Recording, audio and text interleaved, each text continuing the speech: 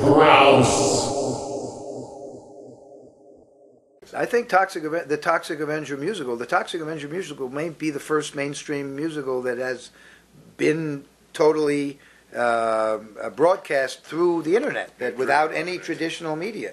It's sort of like the Red Camera Gamer, in which I made a small appearance as. That's right. Yeah, that's right. Gamer is the first mainstream movie to use the red camera. I think the Toxic Avenger musical is the first musical to really take advantage of cyberspace and be able to spend the money on the production rather than on these television ads and baloney. I also think, though, that on a more kind of serious note with the Toxic Avenger, that the whole environmental movement has something to do with the popularity of this. I mean, the message of the Toxic Avenger is clear and sort of unequivocal. If you dump toxic waste in your backyard, really bad things are going to happen.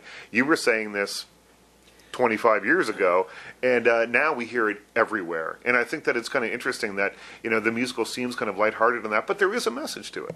Well, originally in 1982, when we started producing Toxic Avenger, the McDonald's styrofoam was not biodegradable. You'd see those cups, and the people didn't talk about the environment. They were just getting into health food and going to gyms, and that's what made it interesting, because I was getting all these kind of fringe underground newsletters about toxic waste dumps ticking away like time bombs all over the world, and children playing in dumps in Brazil, Rio de Janeiro, playing with pixie dust. Children, and the pixie dust was from X-ray machines that were being thrown away. It was radium, and stuff like that. And so that just seemed that while everyone is trying to be beautiful and build up their bodies and eat clean food and healthy food, this big blue marble of ours is being totally polluted and defiled, and that just seemed to be again a kind of a yin and yang theme on which to base a movie, and that's kind of a lot of the heart of